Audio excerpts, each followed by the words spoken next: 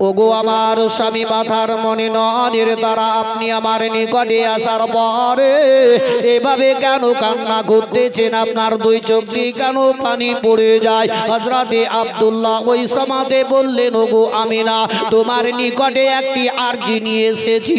বলে, স্বামী গো, ওগো আমার মাথার মনে আপনি কি এমন কথা বলবেন বলো না কেন? আব্দুল্লাহ বললেন, আমিনা, আমি তোমাকে বিবাহ করে নিয়ে এসেছি বাড়িতে, তবে তোমার সঙ্গে এতদিন ধরে আমার উঠবোস করানো হলো, তবে আজকে আমি যাচ্ছি আমার ভাইদের সঙ্গে বাণিজ্যতে, তবে রাস্তার মধ্যে চলতে চলতে যদি মৃত্যুটা হয়ে যায় তোমার নিকটে আমি কোনোদিন ক্ষমা চাইতে পাবো না। তবে আমি না, তুমি আজকে আমাকে ক্ষমা করে দাও। হযরতে আমিনা কাঁদতে আরম্ভ করে দিলেন। আমিনার দুই চোখ দিয়ে পানি পড়তে লেগে গেল। হযরতে আমিনা বললেন, স্বামী গো, ওগো আমার মাথার মনে ননের দ্বারা আপনি কেন এইভাবে কথাটা বলতেছেন? বলে, আমিনা গো, কয়েকদিনকার রাস্তা ধরে চলে যাব বাণিজ্যতে, যদি আমার মৃত্যু হয় তবে কোনোদিন তোমার নিকটে মাপ চাইতে পাবো না। হযরতে আব্দুল্লাহ ওই আমিনার নিকট থেকে বিদায় নিয়ে টুক টুক টুক টুক করে চলে গেলেন। তবে বাপজিরা ভাইরা আমার, একটু মাথার মধ্যে জেহেনে বরণ কত কত ছেলের আজকে পেটের দায়ে বহুদূর পর্যন্ত চলে যায়। মা কলেজার মা, এখনো গর্ভধারিণী মা, আপন বাবা বাচ্চার দিকে চেয়ে চেয়ে দেখে আমার কলেজার টুকরো গেল কত দূরে। বাচ্চা যতক্ষণ পর্যন্ত আড়াল না হবে, মা আপন বাবা টুক টুক করে দেখতে থাকে। ওই বাচ্চা আপন যখন বিদেশে চলে যায়, একদিন নয়, দুই দিন নয়, এক মাস নয়, দুই মাস নয়, এক বছর নয়, দুই বছর নয়, 3 বছর কেটে গেল, বেটা আপন বাড়ি আসে না। গর্ভধারিণী মা মনে মনে চিন্তা করলো, বলে আমার কলেজার টুকরো আজ পর্যন্ত বাড়িতে আসছে না, তবে একবার যদি আসে আমার কলেজার টুকরোকে সঙ্গে করে নিয়ে আমি খাবার খাবো। প্রত্যেকটা মা বড় আশা করে। মা হঠাৎ করে ফোন করে বলছে, বেটা তোমার 3টা বছর কেটে গেল, এখন পর্যন্ত আসছো না, তবে আসবে কবে বলো? তার ছেলে বলল, মা আমি আসবো অমুক দিনে অমুক টাইমে, ঠিক 11টার সময় বাড়িতে আমি ঢুকবো। ওই সমাধে মা গর্ভধারিণী মা আপন বাবা দিন গুনতে আরম্ভ করে দিল। একদিন, 2 দিন, 3 দিন এইভাবে যাওয়ার পরে যেই দিনকে সময় দিয়েছিল অমুক দিনে আমি বাড়িতে চলে আসব, সেই সময়টাকে 11টা পর্যন্ত মা ঘড়ি দেখতে আরম্ভ করে দিল। 11টা যেমনি বেজে গেল, মা কলেজার টুকরো বেটা বাড়িতে এলো না। 11 থেকে 12 বেজে গেল, তবুও বাচ্চা বাড়িতে এলো না। এমনকি 1টা বেজে গেল, তবুও বাড়িতে এলো না। ওই সমাধে গর্ভধারিণী মা আমার আর সহ্য করতে পারলো না। আমার বেটা কলেজার টুকরো 3 বছর পরে বলেছিল, মা আমি অমুক দিনে 11টার সমাধে বাড়িতে আসবো, তবে এখন পর্যন্ত কেন এলো না? এখন ওই সমাধে ওই তার স্বামীকে বলে, স্বামী গো, আমার কলেজার টুকরো টাইম দিয়েছিল, সেই টাইম পর্যন্ত তো আসলো না, ওভারটেক হয়ে গেল, একবার ফোন করে দেখো না কেন কত দূরে আমার বেটাই আসছে। ওই সমাতে তার আব্বা ফোনটা লাগিয়ে দিল, আর ফোনটা যেমনি লাগিয়ে দিল, ওই ফোনটা তার বেটা না তুলে অন্য একটা ছেলে তোলার পরে ওই ছেলেটা জিজ্ঞাসা করলো, তুমি কে বলতেছ? তখন ওই ছেলের বাপ বলতে যে, তুমি কে বলো? বলে, যার মোবাইল আমি তার আব্বা বলতেছি। ওই ছেলেটা বলল, বলে তোমার কলেজার টুকরো তোমার বেটাই একটু আগে অ্যাক্সিডেন্ট হয়ে মারা গেল। মা বড় আশা করে থাকলো, এ ভাইরা বাপজিরা আমার, আমাদের দেশের মধ্যে কত কত ছেলেরা রাস্তা ধরে চলে যায়, বাড়ি থেকে চলে গেল, মা বড় আশা করে থাকে বেটা বাড়িতে আসবে, হয়তো আসছে, কিছুক্ষণ পর শোনা গেল অ্যাক্সিডেন্ট হয়ে মারা গেছে, মৃত্যুর খবর কেউ বলতে পারবে না। হযরতে আব্দুল্লাহ ওই সমাতে বাবা চলে গেলেন, এমনকি 10 ভাইয়ের মধ্যে শেষে আপন চড়ে গেলেন। 10টা মোড় যখন চলতে আরম্ভ হয়ে গেল, হযরতে মা আমিনা রাদিয়াল্লাহু তাআলা আনহা টুকটুক করে দেখতে লাগলেন, এমনকি চোখের আড়াল যেমন হয়ে গেল, মা আমিনা ঘরের ভিতরে আপন চলে গেলেন। হযরতে আমিনা স্বামীর জন্য কান্না করে, অন্যান্য মেয়েরাও নিজের ঘরের মধ্যে চলে গেল।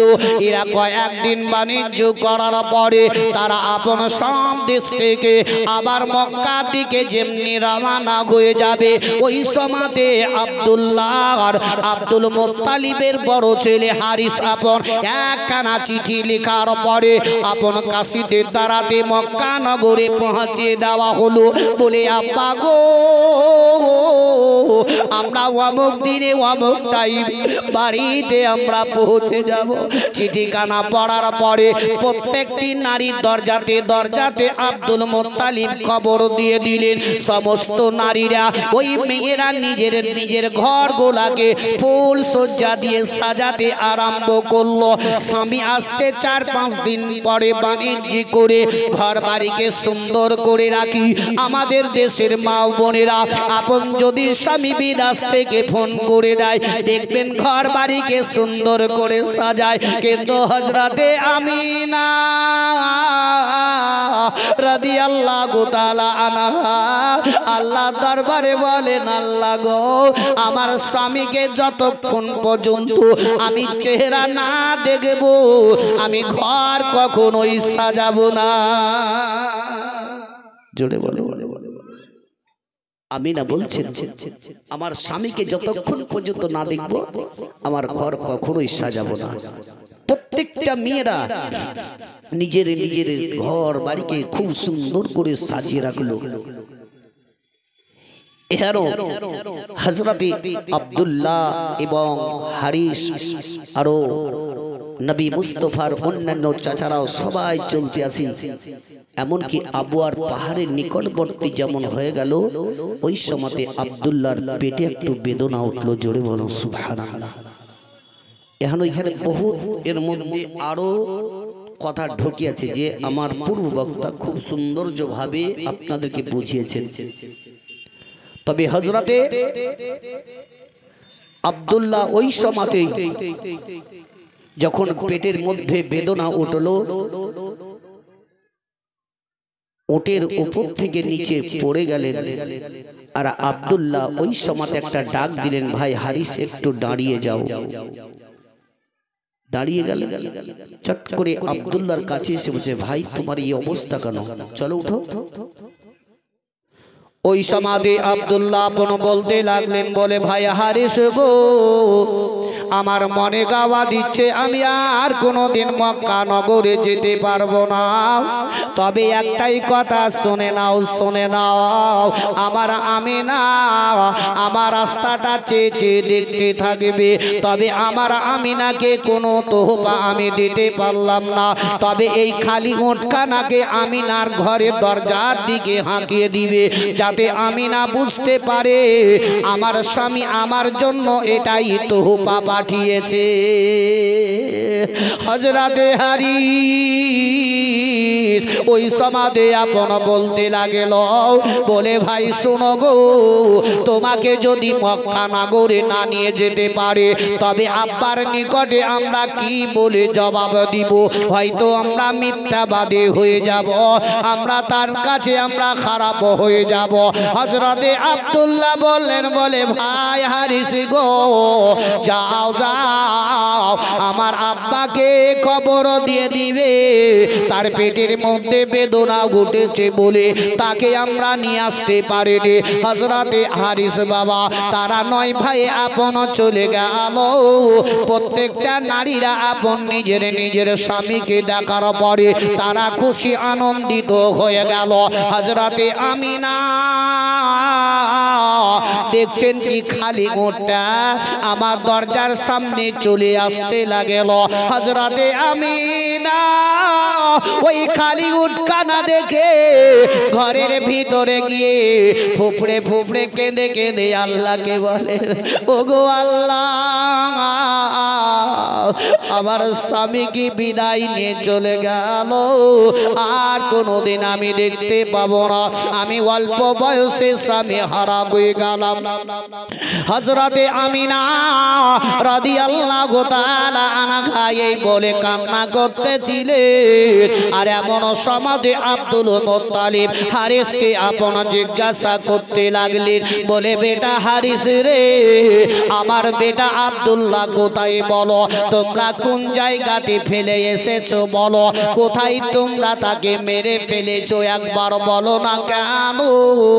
হারিস বলতে লাগেল, বলে আব্বা গো, তাকে আমরা কখনোই মারিনি, তবে তার পেটের মধ্যে বেদনা উঠলো, তাই আমরা আবু আর পাহাড়ে তারে আমরা ছেড়ে চলে এসেছি। হযরতে আব্দুল মুত্তালিব বললেন, বেটা হারিস যাও যাও, তবে একবার তাকে দেখো আমিনার দিকে। আমিনা এত কান্না করে, এত কান্না করে, আমিনার চোখের পানি বরদাস্ত করতে পারে নাই। ও বেটা হারিস যাও, আমার আব্দুল্লাহকে একবার এনে দাও, নচেত আমিনার কান্না সহ্য করতে পারবো না। হযরতে হারিস একা একা আবু আর পাহাড়ের দিকে চলতে আরম্ভ করে দিল।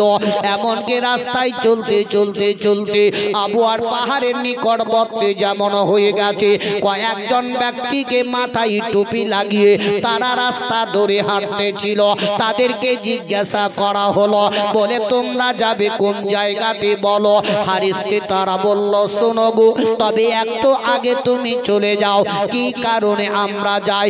এ মুসলমান, যখন আমাদের দেশের মধ্যে কাউরের বাপ কিংবা মা যখন মারা যায়, তার দেহটাকে লাশটাকে যখন ঘাড়ের মধ্যে আমরা কবরস্থানের দিকে চলে যাই, গ্রামবাসীর লোকেরা কখনো কখনো ধাপে ধাপে ধাপে মানুষ চলে যায়, কয়েকজন ব্যক্তি মেলে দলে দলে যায়।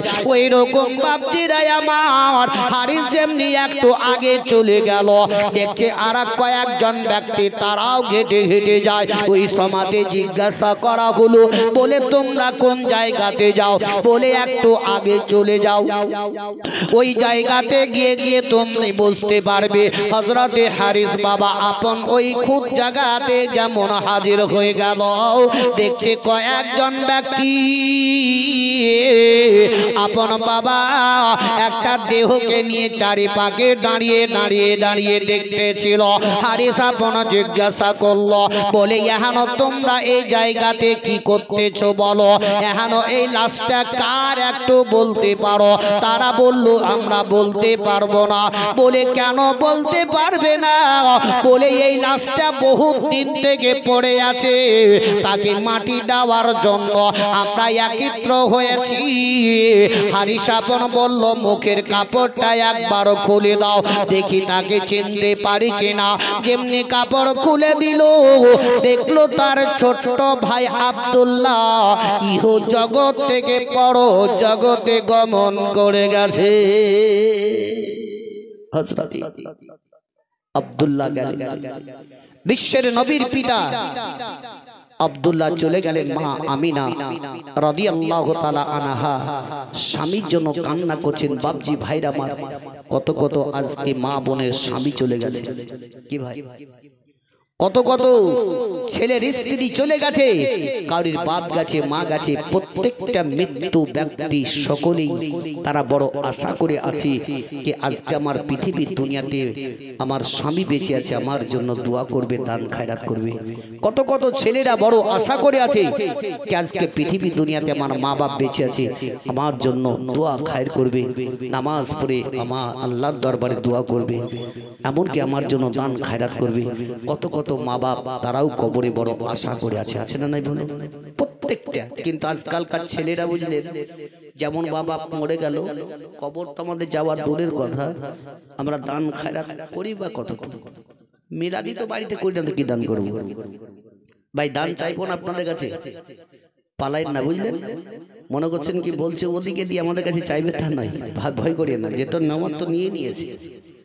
তবে বাবজি ভাইরা আমার দরদি মা জননীর আমার, যে বিশ্বের নবী কুল কায়নাতের নবী জনাবে মুহাম্মদ রাসূলুল্লাহ সাল্লাল্লাহু তাআলা আলাইহি ওয়াসাল্লাম, যার জন্য সারা জাহানকে সৃষ্টি করা হয়েছে, সেও তো দুনিয়া ছেড়েছেন, ছাড়েনি? আজ আপনাকে আমাকে সকলকে ছেড়ে যেতে হবে, ওই জায়গাতেই আমাদের প্রত্যেকটা মানুষকে যেতে হবে। আজ না হয় কাল, কাল না হয় পরশু। যে নবীর আপনকে শায়রে বলে, নবী তোমার নাম শুনিয়া পাগল আমি হইলাম গো, নবী একেবারে তুমি আইসো গো। জোরে বলো। ঘুমাচ্ছে নাকি? ওই পেচকার লোকরা তো মুখের নাম করে ঢুকি বসেছে ভাই, জোরে বলুন। নবী তোমার নাম শুনিয়া পাগল আমি হইলাম গো, নবী একেবারে তুমি আইসো গো, নবী একেবারে তুমি আইসো গো। স্বপ্নেতে দিও গো দেখা, দেখিব নয়ন ভরে গো, নবী একেবারে তুমি আইসো গো, নবী একেবারে তুমি আইসো গো। জীবন তারে সই পাগ দিব, নবী তোমার চরণে, নবী চুমুকে তামে কদমে, নবী চুমুকে তাম কদমে। জীবন তারে সই পাগ দিতাম, নবী তোমার চরণে, নবী চুমুকে তামে কদমে, নবী চুমুকে তাম কদমে। নবী তোমার নাম শুনিয়া পাগল আমি হইলাম গো, নবী একেবারে তুমি আইসো গো, নবী একেবারে তুমি আইসো গো। আল্লাহুম্মা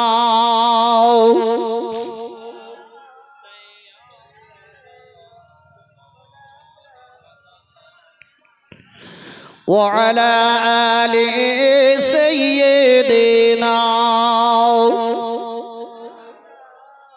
محمد صلى على محمد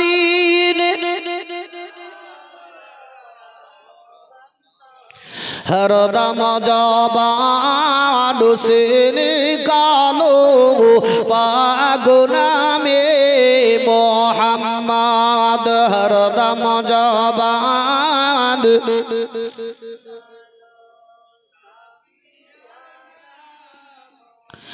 সাল্লাল্লাহু তাআলা আলাইহি ওয়াসাল্লাম। ও বাবা জীবনের আমার ভাইরা আমার, মা বোনের আমার, বিশ্বের নবী কুল কায়নাতের নবী জনাবে মুহাম্মদ রাসূলুল্লাহ সাল্লাল্লাহু তাআলা আলাইহি ওয়াসাল্লাম একদিন তিনার বিবি হযরতে খাদিজা রাদিয়াল্লাহু তাআলা আনহার বাড়ির দিকে রওনা হয়ে গেলেন। টুক টুক টুক টুক টুক টুক টুক টুক করে বিশ্বের নবী আমার খাদিজার বাড়িতে চলে গেলেন।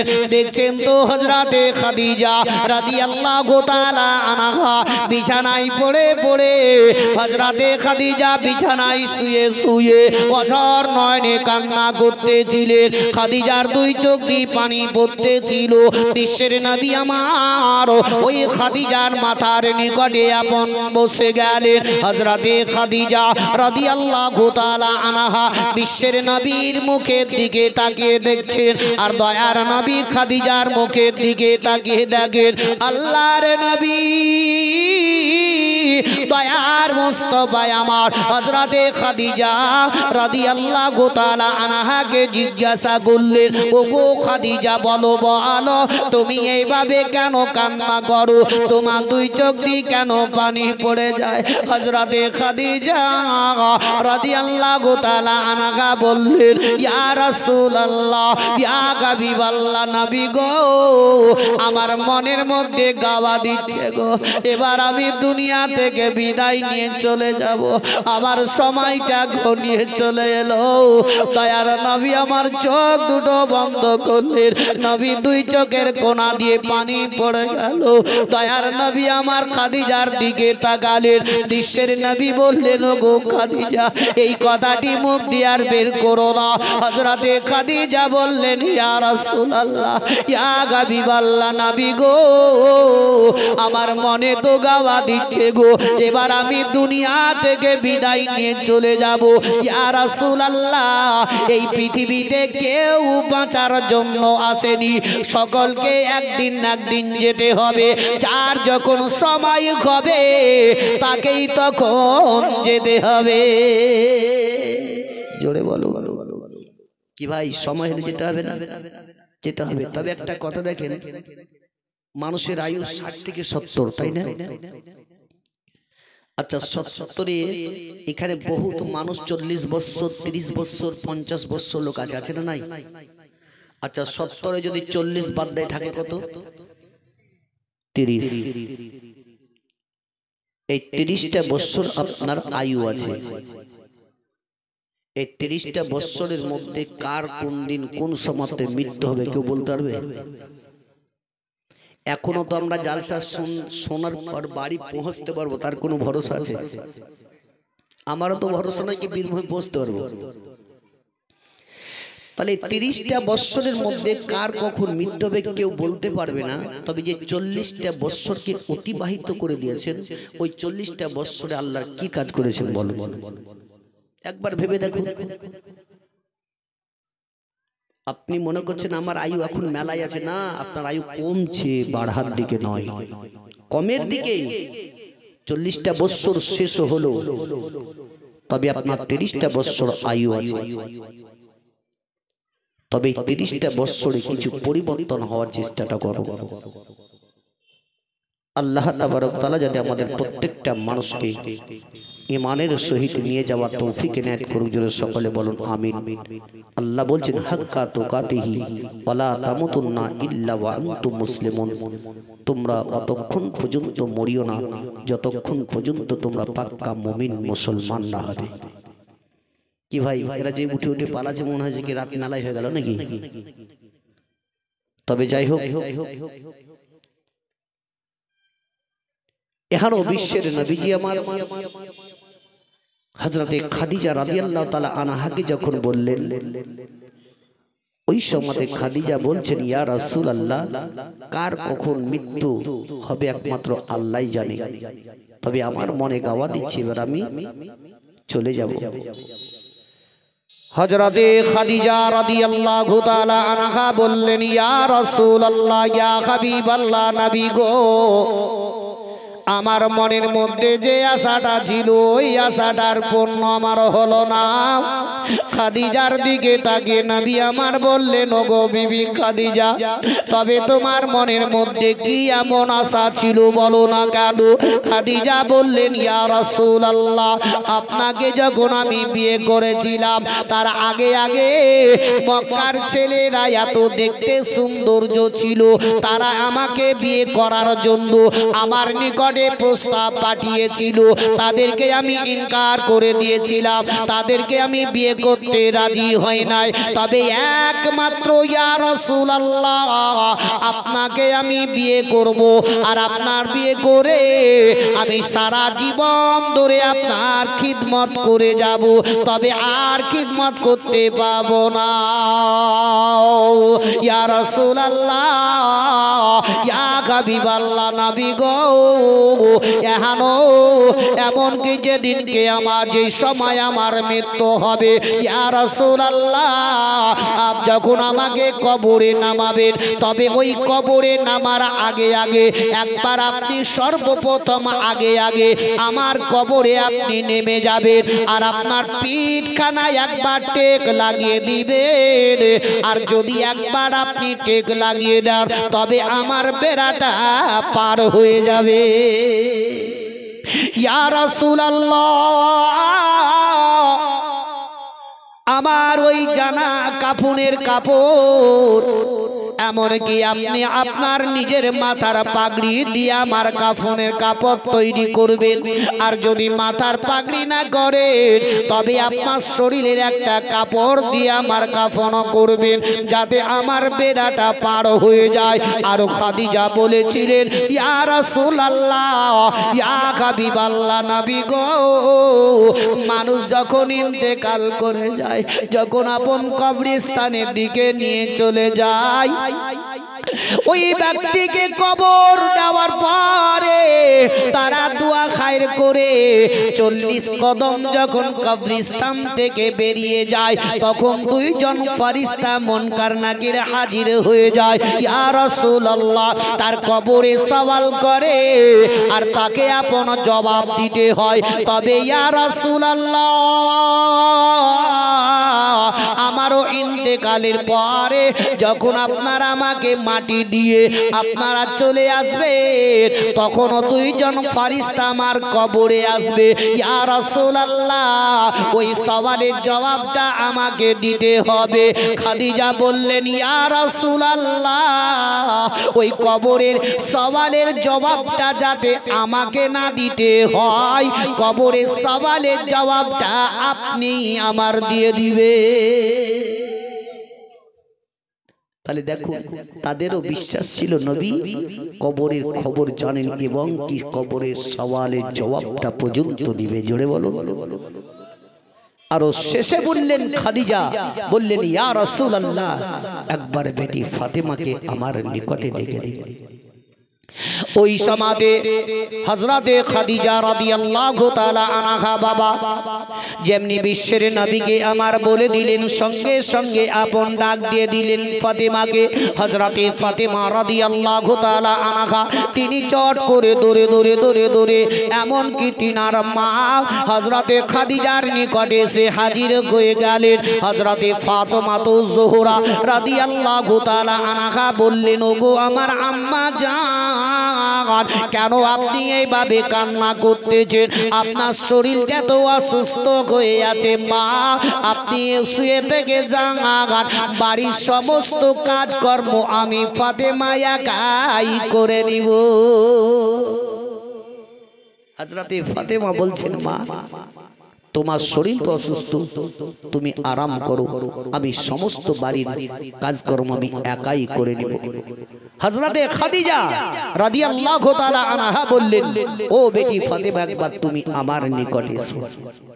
ফাতেমা যেমন নিকটে আসলেন, সঙ্গে সঙ্গে খাদিজা ফাতেমাকে ধরে নিয়ে চুম্বু দিয়ে কাঁদতে কাঁদতে বললেন, বেটি আমার মনে গাওয়া দিচ্ছে, এবার আমি চলে যাব পৃথিবী দুনিয়া থেকে, তুমি মা হারা হয়ে যাবে। জোরে বলো সুবহানাল্লাহ। ও আমার ভাইরা, বাপজিরা, মা বোনেরা আমার, ওই সমাজে যেমনি আপন বাবা হযরতে খাদিজা রাদিয়াল্লাহু তাআলা আনহা বললেন, ওগো আমার বেটি ফাতেমা শুনে নাও, তুমি মা হারা হয়ে যাবে, আমি দুনিয়া থেকে বিদায় নিয়ে চলে যাব গো। ফাতেমা বললেন, মা গো কেন এই কথাটি মুখ দিয়ে বের করো গো মা? ও গো মা, যখন ছোট ছোট বাচ্চারা মা মা বলে চিৎকার করে ডাকবে, তখন আমি কারে মা বলে ডাকবো গো মা? ও গো মা, আমি যখন রাস্তাঘাট থেকে ঘুরে বাড়িতে প্রবেশ করবো গো মা, তখন আমি কারে মা বলে ডাকবো গো মা? হযরত হযরতে ফাতেমাতুজ যোহরা রাদিয়াল্লাহু তাআলা আনহা যখন এই কথা বলতেছিলেন এমন সময়তে খাদিজা বললেন, ওগো বেটি ফাতেমা শুনে নাও, তবে আমার মনের যে আশাটা ছিল ওই আশাটা আর পূর্ণ হলো না, তবে আমার পরে পরে তোমার স্থানটা রইল ফাতেমা। তোমার আব্বার গোসলের পানিটা এগিয়ে দিও, তোমার আব্বার ওযুর পানিটা এগিয়ে দিও। ও ফাতেমা, সর্বদাই তোমার আব্বাকে নজরে নজরে রাখবে। এখনো আলাপ আলোচনা চলতেছিল। হযরতে ইজরাইল আলাইহিস সালামকে আল্লাহ তাবারক ওয়া তাআলা বললেন, হে ইজরাইল, এই মুহূর্তে গিয়ে খাদিজার জানটি কবজ করে না। সঙ্গে সঙ্গে হযরতে ইজরাইল আসলেন, খাদিজার জানটি কবজ করলেন। এমনকি খাদিজার মুখের বলি বন্ধ হলো। জোরে বলুন সুবহানাল্লাহ। হযরতে ফাতেমাতুজ যোহরা রাদিয়াল্লাহু তাআলা আনহা তিনি মুখ ধরে চিৎকার করে মা মা বলে কান্না করতেছে। ভাই আমার আপন বলুন, আজকে আপনাদের আমাদের মা, কত লোকের মা, কত মায়ের মা চলে গেছে জানি কি ভাই? অনেকের মা চলে গেছে। যখন মা যাই তখন আমরা বড় আফসোস করে মুখ হাত পা ধরে অঝরননে কাঁদি। তবে যে মায়ের স্তন থেকে আমরা 1 নয় 2 নয় 2.5 বছর ধরে দুধ পান করে বড় হয়েছি, যে কলেজার টুকরো মা আপন করেছে কি নিজের মুখের খাবার বাদ দিয়ে আপনাকে আমাকে খাইয়েছে, তবে বলবো যদি ভাই আপনার নিজের মা ইন্তেকাল করে ওই সময় আমরা দামি দামি কাফন কিনি না যত দামি পাই তখন আমরা কিনে নিয়ে আসি। তবে একজন ভাইয়ের কাছ থেকে একটা কাফনের দাম চাইবো 500 টাকা, তো দিবেন ভাই?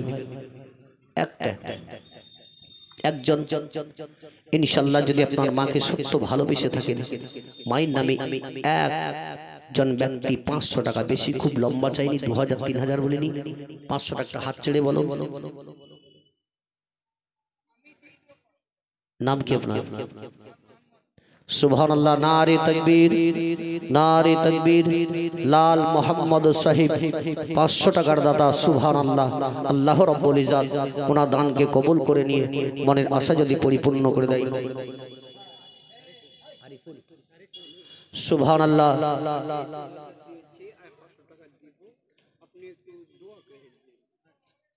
মাশাআল্লাহ। এই ভাই আমার 1000 টাকা নগদ দিয়ে গেলেন। এ দেখেন গোসাইপুর। সুবহানাল্লাহ। নারে তাকবীর, নারে তাকবীর, নারে রিসালাত। গোসাইপুর থেকে লাল মোহাম্মদ সাহেব 5 সাল মোহাম্মদ সাহেব 500 টাকার দাতা। সুবহানাল্লাহ। আল্লাহ রাব্বুল ইজ্জত ওনার দানকে কবুল করে নিয়ে তার মনের আশাকে যাতে পরিপূর্ণ করে দেয়। জোরে সকলে বলুন আমিন। ভাই 500 টাকা বেশি নয়, আমি বলেছি 500 টাকা। আমার মা বোনদেরকে তো হয়তো দেখা তো যায় না, আমি বলবো কোনো আমার মা দরদি জননী, আমার আপনার মা শ্বশুর শাশুড়ি মরে আছে, একটা কাফনের দাম মাত্র 500 টাকা। কোনো মা আমার আছেন একটু দিয়ে পাঠাবেন কমিটির হাতে, ইনশাআল্লাহ আমি দোয়া করব। ভাই আমার এই কাফনে কমসে কম জড়িত হয়ে যান। যদিও 500 টাকা না হয়, কমসে কম 300 টাকা দিয়ে জড়িত হন। ভাই আমার যুবক ভাইদেরকে বলবো, ভাই বহুত টাকা বহুত দিকে যাই, তবে এটাই আপনাদের কাছে আবেদন করব,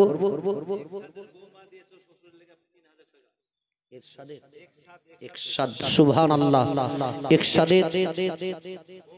বৌমা দিয়েছে শ্বশুর শাশুড়ির নামে 3000 টাকা। সুবহানাল্লাহ। আল্লাহ তাবারক তাআলা তার দানকে কবুল করে নিয়ে তার শ্বশুর শাশুড়িকে যাতে জান্নাতবাসী করে দেয়। জোরে সকলে বলুন আমিন সুম্মা আমিন। কোন মা আমার আছেন ইনশাআল্লাহ, যদি 500 না হয় 200 টাকা দিয়ে আপনি জড়িত হন।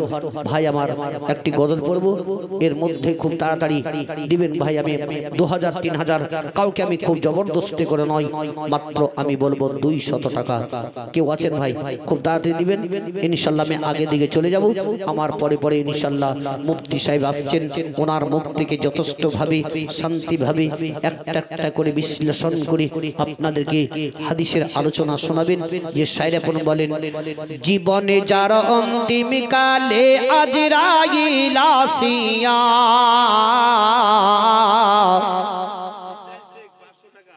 সুবহানাল্লাহ, নারে তাকবীর, নারে তাকবীর, নারে রিসালাত।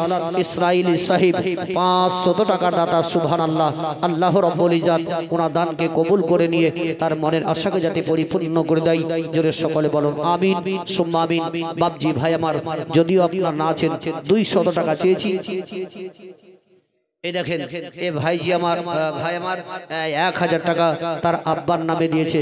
আল্লাহ তার আব্বাকে যাতে জান্নাতবাসী করে দেয়, জোরে সকলে বলুন আমিন। ভাই খুব তাড়াতাড়ি দিবেন।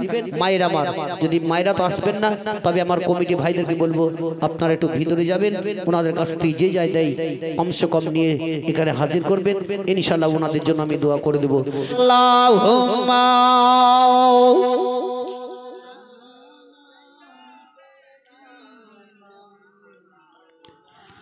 মুহাম্মাদ ওয়া আলা আলি সাইয়্যিদিনা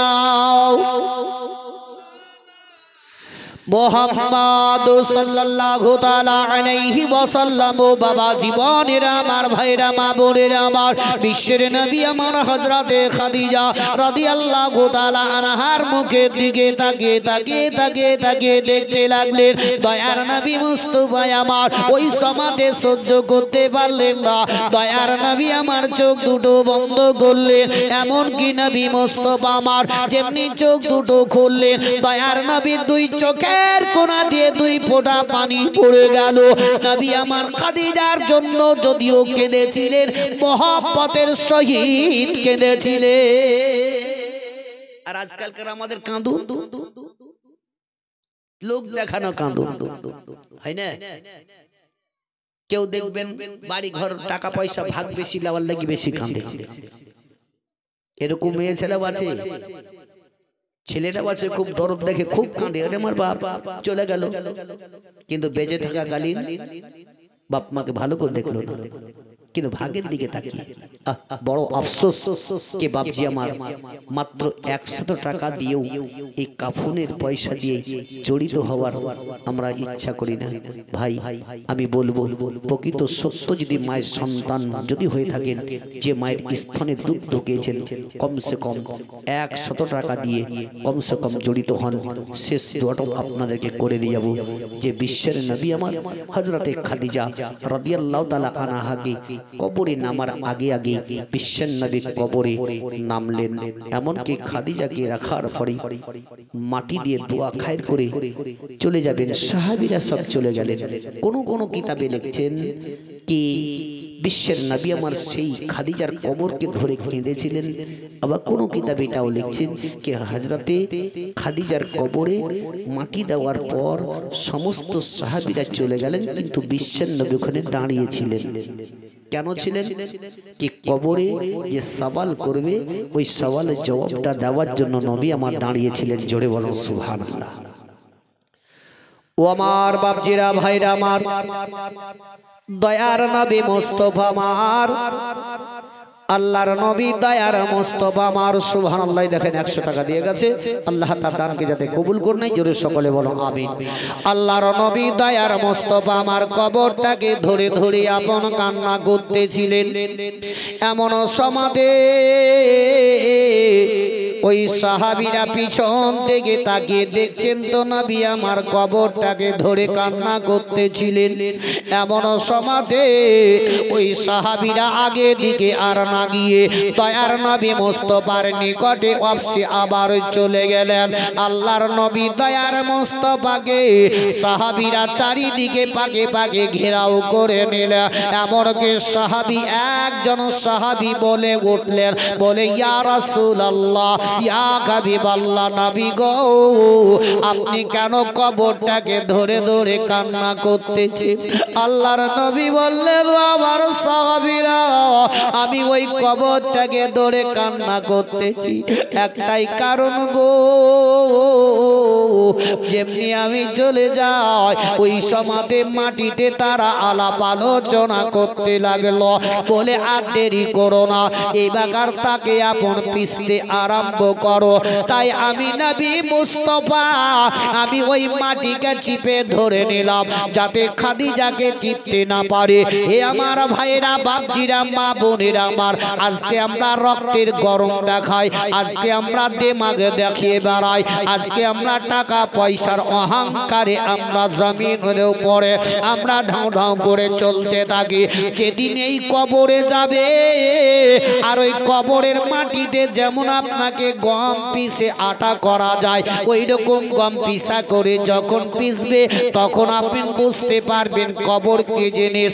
ও আমার ভাইরা, বাপজিরা আমার, মা বোনেরা, কোনো পরিবর্তন হয়ে যায়। বিশ্বের নবী আমার এটাও বললেন কি, দয়ার নবী আমার খাদিজার কবরের জবাবটা দেওয়ার জন্য দাঁড়িয়েছিলেন।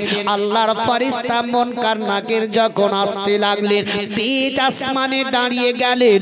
তারা কিছুক্ষণ ধরে দাঁড়িয়ে দাঁড়িয়ে ইন্তেজার করলেন, কেন নাকি বিশ্বের নবী তো চলে যান নাই। ও কিছুক্ষণ পরে দুই ফেরেশতা আল্লাহ দরবারে গিয়ে বলতে লাগলেন, ওগো আল্লাহ পাক পরওয়ারদিগারে আলাম, আমাদের সরদার যিনি হচ্ছেন বিশ্বের নবী খাদিজার কবরে দাঁড়িয়ে আছে, তবে আমরা কি করে যাব তার কবরে সওয়াল করব। আল্লাহ বললেন, হে ফেরেশতা যাও যাও, খাদিজাকে বিনা হিসাবে জান্নাতি করে দাও। তাহলে বলো, এখানেও বিশ্বের নবী আমার দাঁড়িয়েছিলেন, আল্লাহর ফেরেশতারা পর্যন্ত আসেননি। ফেরেশতারা বলেছিলেন, আল্লাহ আমাদের সরদার বিশ্বের নবী দাঁড়িয়ে আছেন, জোরে বলুন। তাহলে ফেরেশতারা যদি আমাদের বিশ্বের নবীকে বলেন আমাদের সরদার, তাহলে আমরা কোন মানুষকে নবীকে আমরা কি বলি? বিভিন্ন রকম কথা বলি। ভাই ওদিকে যাব না, বহুত আমরা তো শুনতে শুনতে আসছি, তবে আমরা ওরকম নয় কি আমরা তাদেরকে কামড়াতে থাকবো। তারা যখন কামড়াবার চেষ্টা করে তখন আমরা কামড়াতে যাই, তার আগে কিন্তু নয়। তবে বাপজি ভাই আমার, পরিবর্তন হন। একবার বিশ্বের নবীজি আমার, দয়ার নবী রাহমাতুল লিল আলামিন, তিনি টুকটুক করে বাড়ির দিকে রওনা হয়ে গেলেন। আল্লাহর নবী দয়ার মুস্তাফা সাল্লাল্লাহু তাআলা আলাইহি ওয়াসাল্লাম এমন কি তিনি আর ঘরে বসে আছেন, হঠাৎ করে বিশ্বের নবী চট করে উঠে মসজিদে নববীর দিকে তাকিয়ে দেখতে লাগলেন।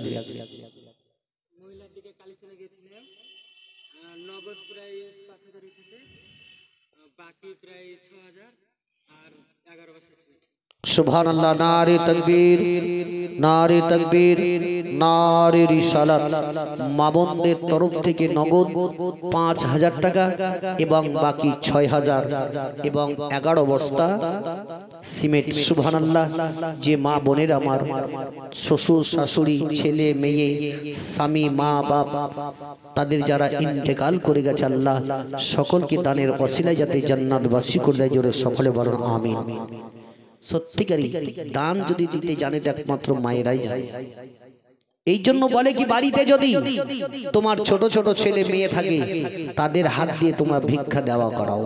তোমার বাড়িতে একটা মেয়ে আছে ছোট, তাকে ভিক্ষা দেওয়া করাও। ওই মেয়েটি যখন বড় হবে, শ্বশুর বাড়ি যখন যাবে, তখন তার আবদারটা ওই দেওয়াটাই থাকবে। কি আজকে মা বোনদের দেওয়ার হাতটাই বড় হয়ে আছে, আর আমাদের হাত ছোট আছে, খালি লিবার খাবো।